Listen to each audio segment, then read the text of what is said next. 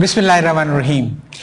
شاہ ملک Farooqui academy کی بیٹھک میں ہمارے ساتھ مہمان ہیں جناب انور احمد علوی صاحب، مشہور مزاحیہ نگار۔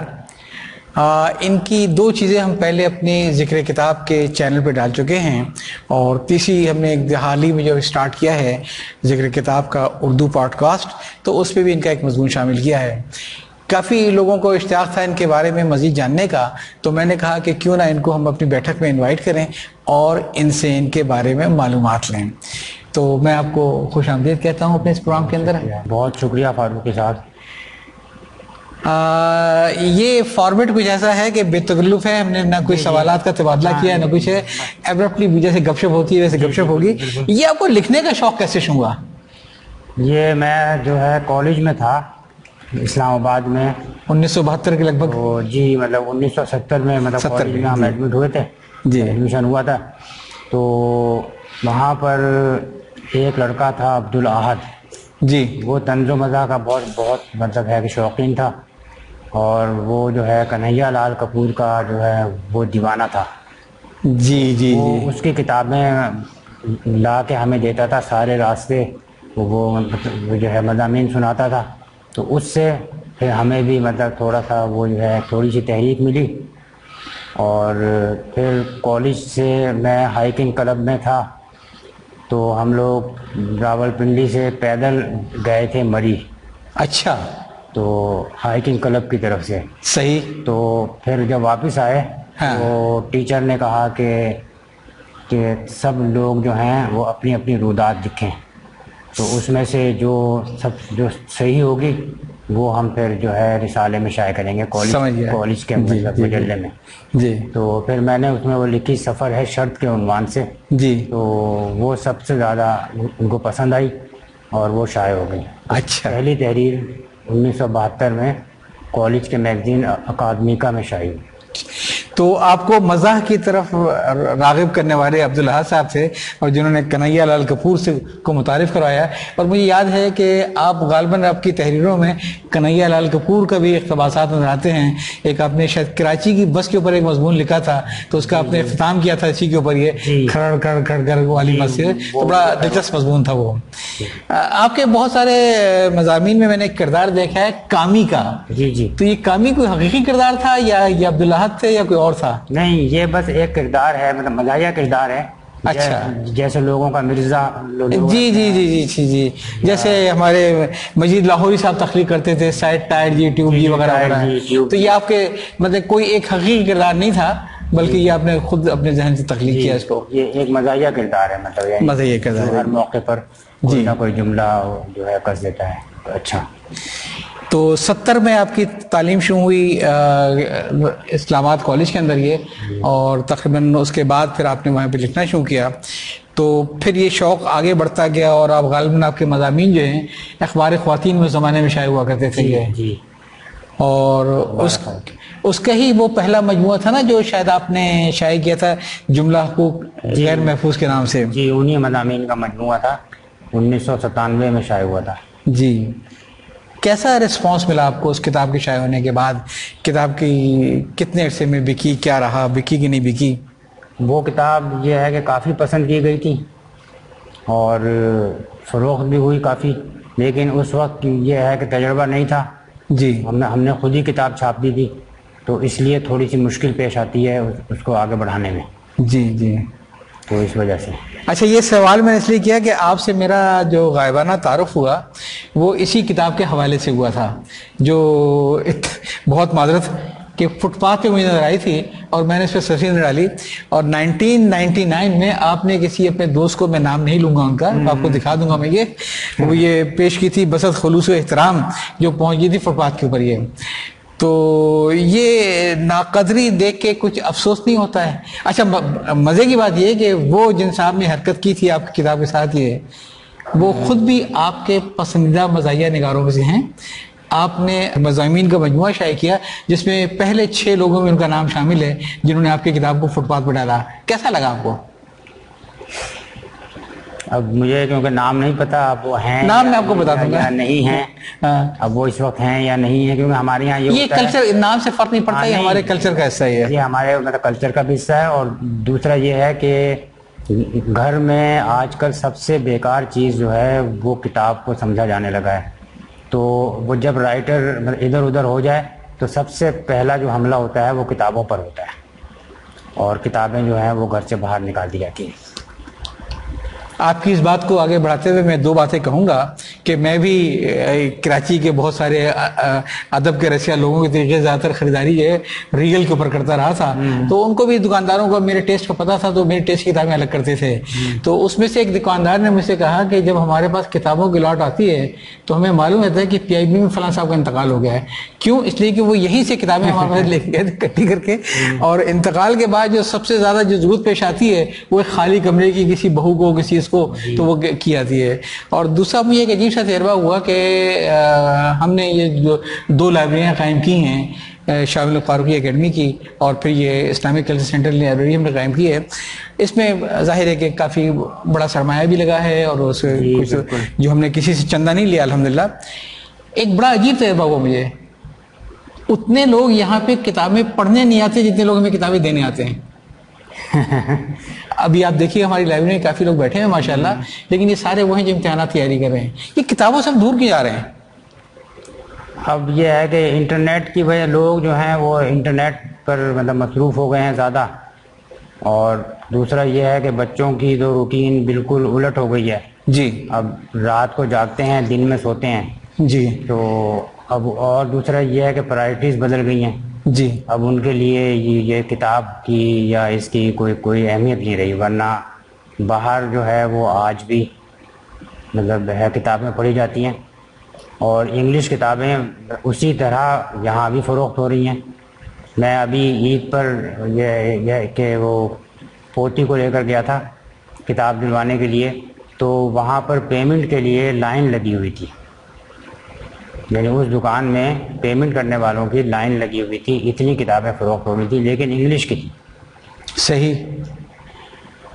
تو یا تو ہم وہ چیز دے نہیں پا رہے جو بچے چاہتے ہیں یا لوگ چاہتے ہیں. آپ مجھ سے اتفاق کریں گے اس بات پر کہ جو اردو کتابیں، اردو ادب وغیرہ جو ہے اس وقت یہ انڈے اور مرغی کا مسئلہ ہو گیا ہے، چونکہ اچھی کتابیں پروڈیوس نہیں ہوتی ہیں، بے پناہ انگریزی کتابیں تو ملتی نہیں ہیں، لہذا ان کی فروخت کم ہے، اور چونکہ ان کی فروخت کم ہے لہذا وہ پروڈیوس نہیں ہوتی ہیں. تو یہ ایک عجیب سا چکر سا بن گیا ہے اس وقت کتابوں کے بعد. بالکل یہ ہے. میں چاہوں گا کہ آپ ذرا ہمارے ناظرین کو بھی بتائیں کہ آپ کی اب تک کتنی کتابیں آئی ہیں؟ جی اب تک 8 کتابیں آئی ہیں. 8 ہیں: جملہ حقوق غیر محفوظ، مس گائیڈ، سود کے تعاقب میں، غالب کا دسترخوان، اور نامعلوم افراد، پھر غالب کے جعلی خطوط. غالب کی جعلی خطوط، یہ کتاب میری نظر سے گزری. یہ لاسٹ ہے کتاب میری جعلی. اچھا، یہ میری نظر تک نہیں گزری جعلی خطوط. جی. اور اس کے علاوہ جو ہے وہ اردو یہ بزلہ سنجانے 2 عالم کے نام سے اردو مطلب یہ ہے کہ مزاحیہ مضامین کا سب سے بڑا مجموعہ ترتیب دیا تھا. جی. پھر خواتین مزاح نگاروں کا سب سے بڑا مجموعہ خواتین مزاح نگاروں کا انسائکلوپیڈیا کے نام سے جی مرتب کیا. جی. اس کے علاوہ سید ابو ظفر زین کے مزاحیہ مضامین سے اقتباسات سے مطلب ہے کہ انتخاب شائع کیا وسیلہ ظفر کے نام سے. وسیلہ ظفر. جی. اور ایک کتاب تھی اسراف باہمی. اسراف باہمی. جی. وہ سب مزاحنگاروں نے مل کے جی جی جو ہے وہ ایک کتاب شائع کی تھی. جی. تو اس میں مختلف مزاح نگاروں کے مضامین شامل تھے. صحیح. اس کے بعد ایک اور اسی طرح کی کتاب آئی تھی بزم مزاح، تو اس میں بھی کئی مزاح نگار شامل تھے.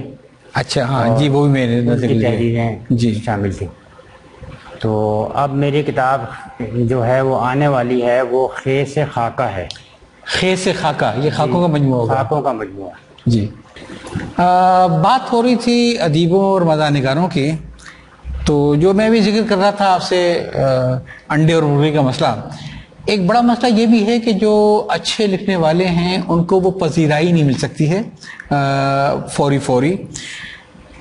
کچھ ہمارے ادیب تو ایسے ہیں اور مزاح نگار بھی اور شاعر بھی جن کا صحیح معنوں میں نام چلتا ہے. وہ کوئی بھی کتاب لکھیں گے تو ہاتھوں ہاتھ بک جائے گی. یونس بٹ صاحب ہیں, مستنصر حسین تارڑ, میری اپنی لائبریری میں ان کی 68 سے زیادہ کتابیں موجود ہیں. تو ایسے ہی ہے, مشتاق صاحب کی 3-4 کتابیں ہیں, لیکن وہ بھی وہ ہیں کہ ان کا نام بکتا ہے. نئے لکھنے والوں کے لیے کیا پرابلم ہے, ان کو وہ چیز تحریر ان کی کیوں نہیں بک پاتی ہے, لوگ نام کے پیچھے کیوں جاتے ہیں صرف, حالانکہ بعض تحریریں بہت جاندار ہوتی ہیں. ایک وجہ تو یہ ہے کہ جیسے مشتاق احمد یوسفی صاحب جس عہدے پر تھے جی, تو مطلب انہوں نے خود ایک جگہ کہیں لکھا ہے کہ جب میری پہلی کتاب آئی تو میرا کوئی کچھ بگاڑ نہیں سکتا تھا. تو لیکن ہمارے جو ہے بہت کچھ بگاڑا جا سکتا تھا. جی, تو اس لیے ہم نے اپنے آپ کو پیچھے رکھا, صحیح, تاکہ ملازمت میں کوئی بدمزگی نہ ہو. بالکل مناسب. کیونکہ اس کی وجہ سے وہ ایک تو پروموشن رک جاتی تھی, اور دوسرا وہ یہ کہتے تھے کہ آپ کا تو یہ پارٹ ٹائم ہے. مطلب جو لوگ خود کو ظاہر کرتے تھے, ایکسپوز کرتے تھے, جی میں سمجھ سکتا ہوں. ہاں, تو ان کو اس طرح سے کہا جاتا تھا. جی, تو اس وجہ سے ایک تو میرے ساتھ تو یہ وجہ ہوئی.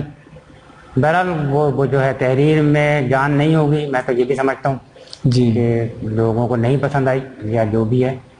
دوسرا یہ ہے کہ کیونکہ پڑھنے لکھنے کا اب وہ رجحان نہیں رہا جو پہلے تھا.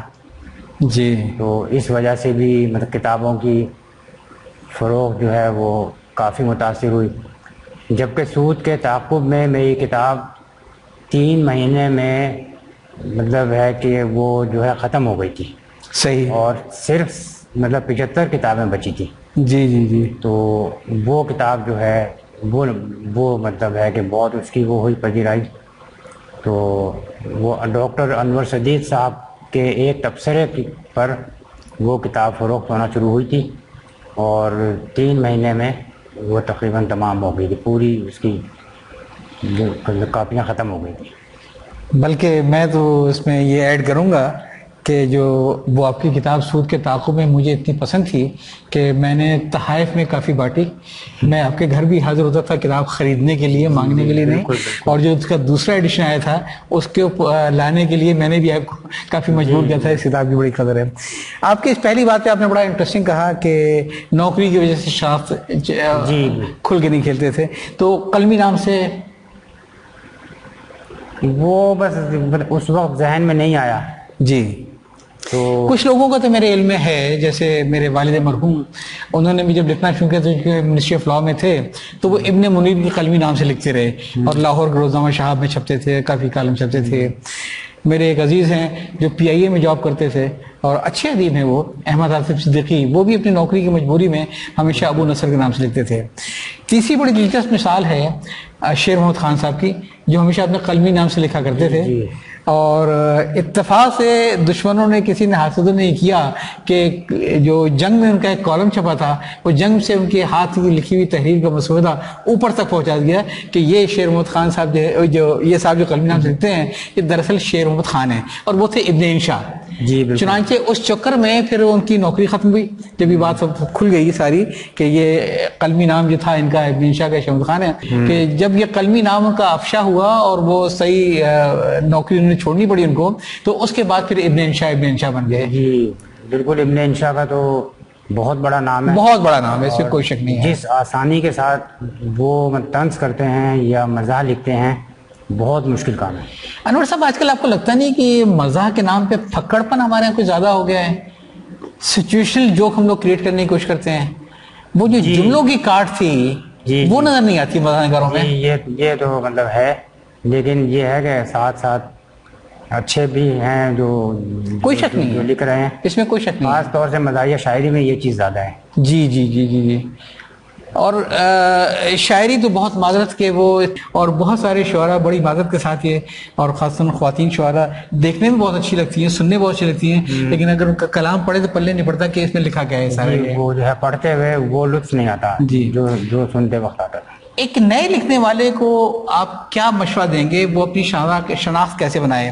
ایک تو راستہ مجھے معلوم ہے فیس بک کا ہے کہ جو نئے لکھنے والوں کو میں چونکہ کتابوں کی نمائش جاتا رہا ہوں تو میں نے دیکھا ہے کہ یا تو ہمارے جو نام ہیں بالکل سمجھے کہ برانڈ نیم بن چکے ہیں وہ چلتے ہیں، یا مذہبی کتابیں چلتی ہیں، یا درسی کتابیں چلتی ہیں، اور نئے لکھنے والوں کو میں نے دیکھا کہ جو تھوڑا بہت جو موقع ملتا ہے وہ جو کہ فیس بک سے اپنی شناخت بنا لیتے ہیں، جن کا اپنا ایک بہت بڑا سرکل ہوتا ہے لائکس کرنے والوں کا، تو جب وہ دیکھتے ہیں فلاں صاحب گئے ہیں جس کا میں افسانچہ پڑھ چکا تھا اور میں یا ان کی غزل پڑھ چکا تھا، تو وہ اس کتاب کو اٹھا لیتے ہیں۔ تو ایک تو ہمیں یہ روٹ مل گیا ہے نئے لکھنے والوں کے لیے کہ اگر وہ سوشل میڈیا پہ لکھتے رہا کریں، بلاگ لکھتے رہا کریں، اپنی چیزیں ڈالتے رہا کریں، تو اگر وہ لائیں گے تو کم سے کم جب کوئی شیلف پہ کتاب ان کی دیکھے گا تو نام کو ریکگنائز کر لے گا۔ آپ اس میں کوئی اضافہ کریں گے؟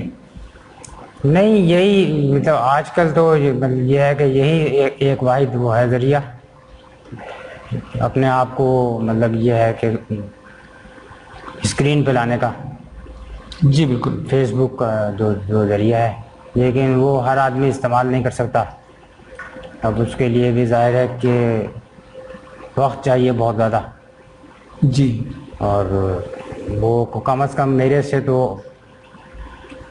ابھی تک نہیں ہو سکا، تو اس وجہ سے وہ میں سمجھتا ہوں کہ مارکیٹنگ کی ایک جی ٹیکنیک ہے، گیمک ہے، جب تک آپ مارکیٹنگ نہیں کریں گے تو میں نے یہ کیا ہے کہ امیزون آن لائن شاپنگ جو اسٹور ہے وہاں پر اپنی تمام کتابیں ڈال دی ہیں۔ رسپانس کیسا ملا آپ کو؟ وہاں سے یہ ہے کہ وہاں سے کتابیں بکتی ہیں بکتی ہیں ابھی، بلکہ کل ہی مطلب مجھے یہ ہے کہ رائلٹی کا وہ ملا، چیک ملا، ایک اس سے پہلے ملا تھا، تقریباً وہاں پر 250 کے قریب کتابیں جو ہیں وہ بک چکی ہیں ابھی تک۔ انور صاحب، مجھے آپ کی بات سن کے بہت خوشی ہوئی، کیونکہ آج کل ایک مسئلہ یہ بھی ہے کہ اگر کسی کتاب کی تلاش ہو بھی ہے تو جو ماحول ہے اس میں گاڑی کو نکالنا، اردو کا جانا، دکان ڈھونڈنا یہ پاسبل نہیں ہوتا ہے، اور ہر چیز تو ہوم ڈلیوری چل رہی ہے۔ کچھ ادارے ایسے ہیں جو کہ ہوم ڈلیوری پہ آ گئے ہیں، لیکن اگر آپ کی کتاب امیزون پہ ہے اور آپ بتا رہے ہیں کہ 250 نکلی ہے تو یہ تو ظاہر ہے کہ بہت اچھی خبر ہے، اور میرے خیال ہے جو نئے لوگ ہیں ان کو اس چیز کو سمجھنا چاہیے کہ وہ اس پلیٹ فارم کو لازمی استعمال کریں۔ وہ ای بک بنا کر اس پہ ڈال دیں، کوئی چارجز نہیں ہے، اور جو بکس ان کی بکیں گی اس کی ان کو رائلٹی ملے گی، 30% وہ دیتے ہیں۔ کبھی انشاءاللہ موقع ملا تو کسی محفل میں جہاں وہ نئے ادیب و شاعر ہوں گے ہماری حلقہ احباب ذوق گلشن معمار کے نام سے ہوتی ہے، تو وہاں بھی اس تجربے پہ آپ کی انشاءاللہ تفصیلی گفتگو ہوگی ہے کہ امیزون پہ کتابیں کیسی بیچی جائیں، اور جس کے لیے پرنٹ کا ہونا ضروری نہیں ہے۔ نہیں، پرنٹ ہونا ضروری نہیں ہے، وہ مطلب جیسے ایک کتاب کا وہ جو ہے آرڈر آتا ہے، وہ ایک کتاب پرنٹ کر کے بھیج دیتے ہیں، یعنی وہ اب کتابیں چھاپ کے رکھتے نہیں ہیں۔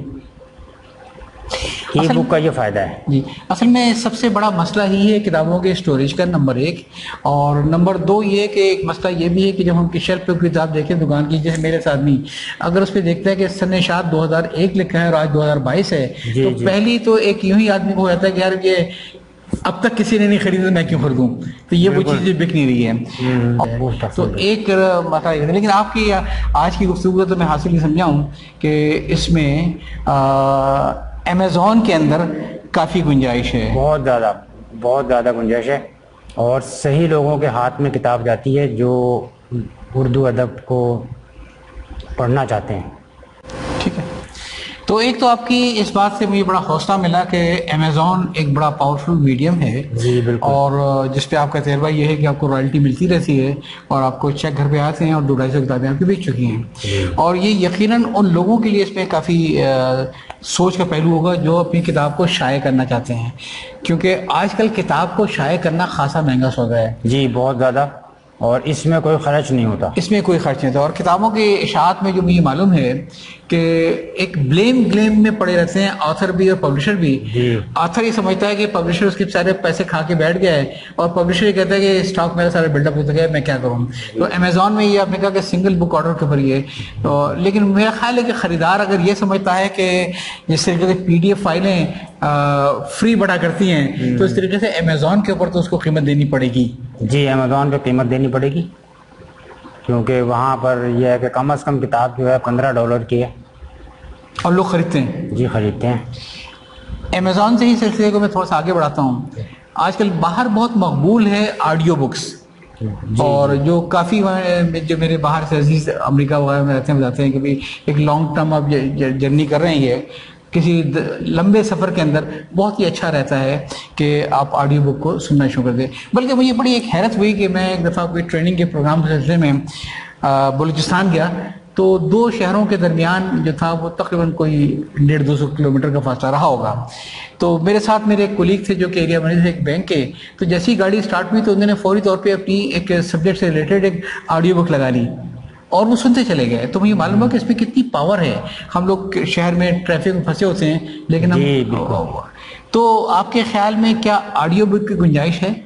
جی امیزون پر بہت ساری آڈیو بکس ہیں, بہت ساری لوگوں نے یہ ہے کہ اپلوڈ کی ہیں آڈیو بکس.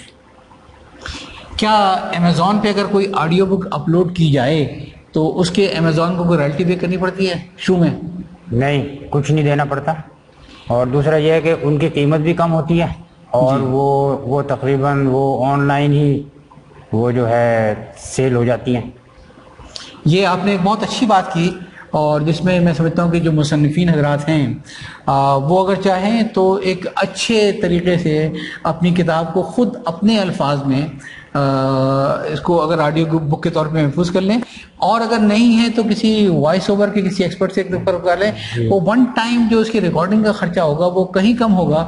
کتابیں چھاپ کر بہت معذرت, میں نے بہت سے لوگوں کو دیکھا ہے کہ شوق میں آ کے کتابیں چھاپ لیں, اور اس کے بعد اس کا ایک ہی مقصد ہوتا ہے کہ وہ ہر فنکشن میں ہر تقریب میں جا کے کتاب پریزنٹ کرتے ہیں, تصویر کھنچاتے ہیں اور پھر فیس بک ڈالتے ہیں اور خوش ہوتے ہیں.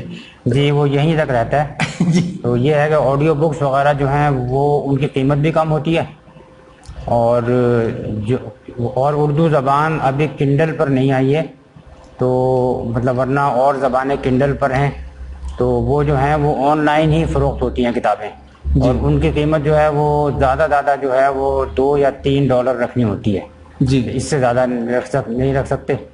تو وہ پھر وہ کتابیں لوگ زیادہ مطلب خریدتے ہیں. ایک تو سستی پڑتی ہیں, اور دوسرا یہ کہ وہ سنتے ہیں بجائے پڑھنے کے, کیونکہ آج کل ذرا پڑھنے کا بھی مسئلہ ہے. بہت سے لوگوں کو وہ صحیح اردو پڑھنا بھی نہیں آتی, تو یہ بھی وجہ ہے. تو یہ بہت اچھا ایک وہ ہے. آپ نے بہت عمدہ بات کی اس وقت, یہ کہ سچی بات ہے کہ اردو پڑھنا بھی نہیں آتی ہے, اور جو لوگ ہم لوگ بھی بعض اوقات جو ہیں وہ تلفظ میں اس میں الجھ جاتے ہیں کہ اصل تلفظ کیا ہے. غلط اردو اتنی عام ہو چکی ہے کہ تلفظ میں لہجے میں مسئلہ آتا ہے. لیکن میں خود بھی سمجھتا ہوں کہ آڈیو بک کے اندر جو ہے ایز اگینسٹ پرنٹ بک اور ایز اگینسٹ سافٹ کاپی کافی گنجائش موجود ہے. جی بہت زیادہ.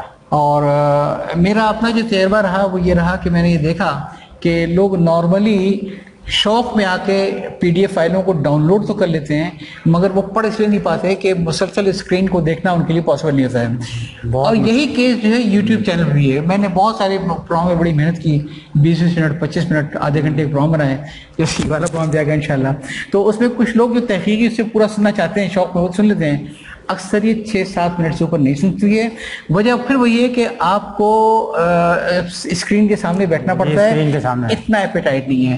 آڈیو بک میں اس بات کی گنجائش موجود ہے کہ آپ خود ٹیپ کر لیں, یا آپ کسی پروفیشنل کو انگیج کر لیں, یا آپ کسی ایک ینگ لڑکے یا لڑکی کو موٹیویٹ کر کے اس سے اپنی کتاب کو ریکارڈ کروا لیں, تو پھر آپ اس کو بغیر کسی خرچے کے اس کو امیزون پہ ڈال بھی سکتے ہیں. وہاں سے بکے گی تو آپ کو رائلٹی الگ ملے گی, خرچہ آپ کا کوئی نہیں آئے گا, اور آپ دنیا بھر میں اپنے لنک بھیج سکتے ہیں. تو اس پر ضرور دیکھیے. شاہ ملک فاروقی اکیڈمی کے تحت, اگرچہ آپ کو معلوم ہے کہ ہمارے سارے کام نان کمرشل ہوتے ہیں, تو اس پہ ہم تجربے کے طور پہ کچھ کوشش کر رہے ہیں کہ اس کلچر کو فروغ دینے کے لیے. اور اسی لیے میں ایک اردو پوڈ کاسٹ کا سلسلہ شروع کرنے کا مقصد یہ ہے کہ لوگ سمجھیں کہ کتاب کو سننا آسان ہے, پڑھنے کی نسبت. کسی موضوع کو سننا آسان ہے دیکھنے کی نسبت، اور اسی لیے میں نے اس میں آپ کا ایک موضوع بطور خاص رکھا تھا جو آپ نے سنا بھی ہوگا، جی جی ویگن اور مٹکے والی ویگن. جی مٹکے والی ہے. تو اس کا جو بنیادی چیز تھا وہ تھا کہ لوگوں کو راغب کیا ہے مطالعے کی طرف. ہاں اگر مطلب ایک واقعہ آپ کو چھوٹا سا بتا دوں کہ آج کل یہ جو بچوں کو تو بیچاروں کو بالکل ہی اردو وہ یہ ہے کہ نہیں آتی. میری طبیعت خراب تھی تو ہماری بہو نے مطلب کہا اس سے ہماری پوتی سے کہ دادا کو تنگ نہیں کرنا، ان کی طبیعت خراب ہے. تو وہ بیچاری میرے پاس آئی کہنے لگی دادا تمہاری دماغ صحیح ہے. اس میں وہ یہ جملہ روز سنتی تھی کہ تمہارا دماغ صحیح ہے. اس کو بیچاری کوئی وہ تو پھر بھی سعادت مند تھی. سود کے تعاقب میں تو آپ نے اس بیٹے کا ذکر بتایا ہے ہمیں کہ جو باپ نے بھیجا اس کو دوا لینے کے لیے اور وہ ساتھ کفن دفن کا سامان لے کے آ گیا تھا تو اس کو باپ سے آپ کر دیا گیا. تو آج کل ظاہر ہے کہ نئی فوج میں تو بالکل ابھی سمجھ ہی نہیں ہے زبان کی پڑھنا تو دور کی بات ہے. اور اس میں ہماری اردو کے اندر ہندی کے اتنے الفاظ اتنی تیزی سے رائج ہو رہے ہیں.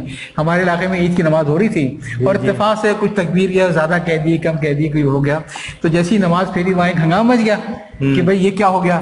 تو اب بحث یہ چل رہی تھی کہ یہ نماز دہرائی جائے نہ دہرائی جائے. بہت بڑا مجمع لگا ہوا.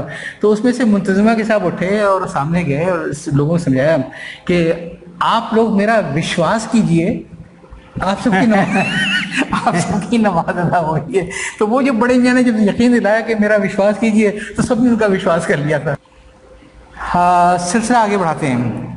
کہتے ہیں ہر کامیاب انسان کے پیچھے ایک جی عورت کا ہاتھ ہوتا ہے. جی میں آپ سے پوچھنا ہی چاہوں گا کہ بطور ایک بینکر کے اور بطور ایک مصنف کے آپ کو گھر سے کتنا سپورٹ ملی لکھنے لکھانے میں اور باقی چیزوں میں، یا ہمیشہ نصیحت ہوتی رہی کہ وہ ڈھنگ کے کام کر لو؟ نہیں گھر سے تو یہ ہے کہ کافی سپورٹ ملی کیونکہ میرے پاس جو آفس میں کام تھا بینک میں تو اس میں تو بعض دفعہ بخار میں بھی مجھے جانا پڑتا تھا. جی. تو گھر کے کام کا تو سوال ہی نہیں تھا. وہ سب کام جو ہیں وہ مطلب یہ ہے کہ وائف نے ہی سمجھیں کہ انجام دیے. اور یہ بچوں کے ایڈمیشن وغیرہ ہیں اور ان سب چیزوں کے لیے اور دوسرے کام گھر کے، اور پڑھنے لکھنے میں کوئی کبھی آج تک رکاوٹ نہیں ڈالی کسی نے بھی گھر میں. بلکہ وہ میرے بچے اور اہلیہ تو یہی کہتی ہیں کہ آپ اپنی تقریب رونمائی کیوں نہیں کرواتے. تو میری کبھی ہمت نہیں ہوئی کہ خود خرچ کر کے آدمی اسٹیج پہ بیٹھ جائے. تو اس وجہ سے آج تک نہیں کروائی. اور ابھی تک سمجھیں ایک تقریب ہوئی تھی جو پریس کلب نے میرے اعزاز میں منعقد کروائی تھی. بہت بڑی تقریب تھی. بس ایک تقریب ہوئی ہے ابھی تک. تو اس میں کوئی شک نہیں ہے کہ وہ لوگ خوش نصیب ہوتے ہیں جن کو زندگی کا ساتھی ایسا ملتا ہے جو خاصا ان کا ساتھ دے اور ان کی مصروفیتوں میں حائل نہ ہو بلکہ اس کو انکریج کرے. ویسے اس میں کچھ بیویاں ڈپلومیسی بھی سے بڑا کام لیتی ہیں کہ بھئی ان کو وہیں لگے رہنے دو ورنہ پھر گھر کے معاملات میں ٹانگ اڑانی شروع کر دیں گے. تو ایک طریقہ بھی یہی ہے کہ آپ اپنی حدود کو قائم کر لیتے ہیں کہ یہ ایریا میرا ہے اور یہ ایریا تمہارا ہے. گھر کا پورا انتظام تمہارے پاس ہے، بچوں کے پورے سارے معاملات تمہارے پاس ہیں، لکھنے لکھانے کا پروفیشنل زندگی کا طریقہ میرے پاس ہے. اور جب ہم اس کو اوور لیپنگ کرتے ہیں تو پھر یقیناً مسائل کرتے ہیں. اچھا لکھنے لکھانے کا شوق آپ کے علاوہ آپ کے گھر میں بھی کسی کو ہے؟ آپ کی بیٹی کی کتاب پہ پڑھ چکا ہوں. جی میری چھوٹی بیٹی یہ حفصہ وہ جو ہے اس کی کتاب آئی تھی وارننگ لیٹرز ٹو پیرنٹس. یہی کتاب میں نے پڑھی تھی وارننگ لیٹرز ٹو پیرنٹس. اس کا قصہ سنائیے کیا تھا؟ میں پڑھ چکا ہوں اس کتاب کو. تو یہ تھا کہ حفصہ کو جو جب بچپن میں بہت غصہ آیا کرتا تھا جب ہم اسے کچھ کہہ دیتے تھے تو جہاں کوئی اس کی کوئی بات ماننے سے انکار کر دیتا تو وہ دھڑ سے دروازہ بند کرتی، اپنے کمرے میں جاتی اور پھر ایک خط لکھ کے لا کر اور اس موڑ کے مطلب ہے مٹھی میں موڑ کے اور دروازہ کھول کے باہر پھینک دیتی تھی. وہ خط ہم سب لوگ پڑھتے تھے تو وہ بہت ہنسی آتی تھی. تو وہ خط پھر میں نے جو ہے جمع کرنے شروع کیے اور پھر جب وہ تھوڑی سی بڑی ہو گئی تو اس کی کتاب شائع ہوئی وارننگ لیٹرز ٹو پیرنٹس.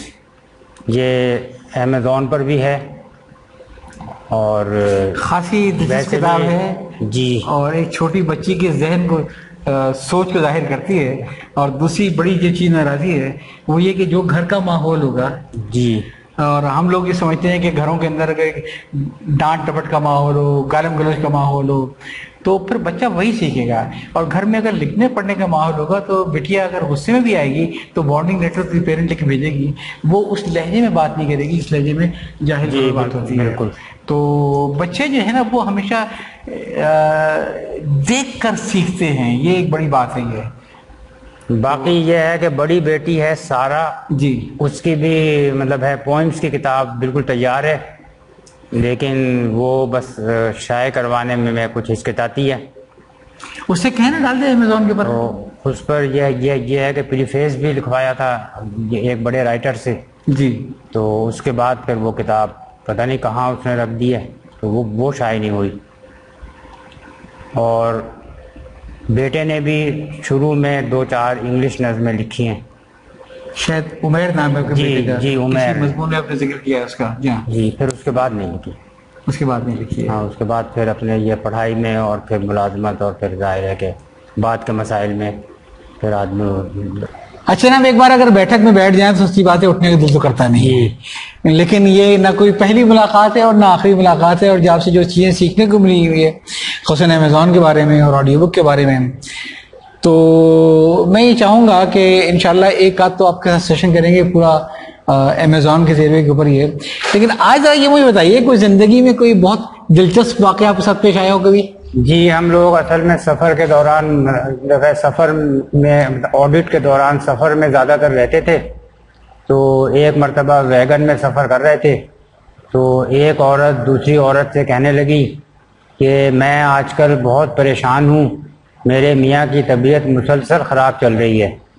دوسری عورت اس کی ہمت بندھاتے ہوئے بولی پریشان ہونے کی کوئی ضرورت نہیں، اپنے میاں کو فلاں ہسپتال میں داخل کروا دو، بہت اچھا ہسپتال ہے، میرے میاں کا انتقال بھی وہیں ہوا تھا. کچھ ذرا بتائیں کہ آپ کے مطالعے میں کون سی کتابیں رہیں، کون سے مصنف آپ کو پسند تھے جو آپ ہمارے ناظرین کو بتانا چاہیں کہ اگر ہو سکے تو وہ اس کو پڑھیں ضرور. جی، ایک تو یہ ہے کہ اردو کی آخری کتاب ابن انشا کی، جی اور کرنل محمد خان کی بجنگ آمد، درست، اور خامہ بگوش کے قلم سے. جی ہاں یہ بہت یادگار کتابیں ہیں، صحیح. اور یہ مطلب ہے کہ ان کا مطالعہ جو ہے وہ ضرور کرنا چاہیے. اور ابن انشا کی خمار گندم وہ ان کے کالموں کا مجموعہ ہے، بہت ہی بہترین کتاب ہے. تو اور ایک آبیتی ہے ڈاکٹر محسن مدھیانہ کی، انوکھا لاڈلا، یہ بھی پڑھنے سے تعلق رکھتی ہے، یہ ضرور پڑھیں. آپ نے ایک بار شاید فرمایا تھا کہ ہندوستان میں کسی بک ریویو والے نے لکھا کہ مزاح نگاروں نے ہندوستان میں کوئی اپنی آبیتی نہیں لکھی ہے اور صرف پاکستان میں 3 آبیتیں لکھی گئی ہیں. اور جس میں آپ ذکر کر رہے تھے کہ یہ جو ہماری محسن صاحب کی کتاب ہے وہ بھی اس میں شامل ہے. اور 2 کتابیں آپ نے بتائی تھی، تو اس میں جو ذکر کیا تھا ہندوستانی تبصرہ نگار نے، اس میں ایک تو تھی زرگزشت جو میں سمجھتا ہوں کہ بینکنگ کی بائبل ہے، اور دوسری آپ کی کتاب تھی سود کے تعاقب میں. میرے وہ ساتھی جو کسی بینک سے تعلق رکھتے ہیں، میں ان سے دوبارہ پھر کہوں گا، حالانکہ مجھے کوئی کمیشن نہیں دیں گے، کہ اگر ہو سکے تو آپ سود کے تعاقب میں ضرور پڑھیے. اور شاید آپ بتا رہے تھے کہ زمانے میں کسی بینک کے ٹریننگ ڈپارٹمنٹ میں بھی وہ کتاب تجویز کی گئی تھی پڑھنے کے لیے. جی کی گئی تھی، لیکن وہ پھر بعد میں بینک ہی بند ہو گیا. تو یہ تو اگر آپ کی کتاب کو ٹریننگ ڈویژن میں ڈالنے کے بعد بینک بند ہو جائے تو اس کا میں مشورہ نہیں دوں گا کسی ٹریننگ میں. ہاں، لوگ شوقیہ اپنے جیب سے خود ضرور خرید کر پڑھیں گے. اور نئے لکھنے والوں کو آپ کوئی مشورہ دیں گے یہ حوصلہ شکن حالات کے اندر؟ ہاں، وہ یہی ہے کہ جو آج کل کے حالات ہیں ان سے مایوس ہونے کی بجائے ان کو یہ ہے کہ بہت اچھے الفاظ میں، بہت ہی مطلب ہے کہ شگفتہ انداز میں ان کو اس طرح بیان کیا جائے کہ اس کو پڑھ کے جو ہے وہ انسان میں مایوسی نہ ہو بلکہ ایک جینے کی امنگ پیدا ہو. اور طنز و مزاح کا کام یہ ہے کہ وہ یہ ہے کہ سخت ترین صورتحال میں بھی لوگوں کو مایوس نہیں ہونے دیتے، کوئی نہ کوئی مزاحیہ اس میں وہ سچویشن پیدا کر لیتے ہیں. لیکن انور صاحب مجھے گلہ ہے آپ سے نہیں، ایک خاصے مزاح نگاروں سے، اب وہ لائن ڈرا نہیں کر پاتے ہیں، وہ اس میں تفریق نہیں کر پاتے ہیں کہ جناب مذاق کرنا ایک الگ ہے اور مذاق اڑانا ایک الگ ہے. جی جی. تو وہ جو ایک مذاق اڑا کر مذاق پیدا کریٹ کرنے کرتے ہیں تو اس نے تو اور میں سمجھتا ہوں کہ ایک عجیب سا ماحول کریٹ کر دیا ہے. تو میری تو رائے یہ ہوگی کہ مزاح ضرور لکھیں، مذاق ایسا کریں جو وہ بھی لطف لے جس کے بارے میں مذاق کر رہے ہیں. جی. تو اگر آپ نے خود لطف لے لیا، آپ کے پڑھنے والے نے لطف لے لیا، لیکن جس کے بارے میں آپ نے مذاق کیا، جس کا آپ نے مذاق اڑایا، اس کے بھی جذبات کا احساس کر لیں. میں ایک بات صحیح کہہ رہا ہوں؟ بہترین یہی ہے کہ جس کے بارے میں لکھیں وہ بھی ہنسے بغیر نہ رہ سکے. اصل پہچان یہ ہے، اصل یہ ہے کہ ایسے الفاظ میں لکھا جائے ہاں اتنے کہ وہ لطف لے اس چیز کا، وہ بھی لطف لے. جی مطلب اس کو جو ہے وہ یعنی ٹھیس نہ پہنچے، وہ بھی لطف اٹھائے اس تحریر سے. تو ایسے بہت سے لوگوں نے لکھا ہے. جی. اچھا، اب میرا خیال ہے کہ آج کے اس گفتگو کو، آج کی اس بیٹھک کو ختم کرتے وقت میں ایک آخری سوال آپ سے اور کروں گا کہ پچھلے 2-3 سال میں جو کووڈ کا مسئلہ آیا، اس سے آپ کے خیال میں کتب بینی کے شوق اور کتاب کی صنعت پہ کیا فرق پڑا؟ کیونکہ بعض لوگ یہ کہتے ہیں کہ اس میں کتابوں کی سیل بڑھی ہے اور بعض یہ کہتے ہیں کہ اس میں کتابوں کی اشاعت کم ہوئی ہے. آپ کا کیا تجربہ ہے؟ جی، کتابوں کی اشاعت تو کم ہوئی ہے، اور سیل وغیرہ کا تو یہ ہے کہ کیونکہ لوگوں کے پاس اور کوئی مصروفیت اس وقت تھی نہیں، تو جو پڑھنے لکھنے والے لوگ تھے تو انہوں نے کافی کتابیں مطلب یہ ہے کہ پڑھی. خود میں نے مطلب کتابیں جو کئی یہ ہے کہ کافی عرصے سے میرے پاس پڑھی ہوئی تھی، تو میں نے بھی وہ پڑھی اس دوران میں. تو یہ تو ہے کہ کتابیں مطلب پڑھی گئی ہیں. تو آپ کی آمد کا بہت بہت شکریہ، اور میں اپنے ناظرین کو بتانا چاہوں گا کہ ہمارے نزدیک اس وقت سب سے بڑا المیہ یہ ہے کہ ہم چونکہ پڑھتے نہیں ہیں لہٰذا ہم لکھتے نہیں ہیں، اور چونکہ ہم لکھتے نہیں ہیں لہٰذا پڑھنے کی چیزیں کم ہیں. تو سب سے پہلے اپنے مطالعے کو بڑھانا ہوگا، اچھی کتابوں کو، اچھے دور کے کتابوں کو پڑھنا ہوگا، تاکہ آپ کے اندر وہ چیزیں پیدا ہوں جس کے تحت آپ اچھی چیزیں لکھ سکیں اور اچھی چیزیں تخلیق کر سکیں. آپ تشریف لائے، آپ نے ہماری عزت بڑھائی اور آپ نے اس بیٹھک کی عزت بڑھائی. جزاک اللہ، بہت بہت شکریہ آپ کا. اللہ حافظ.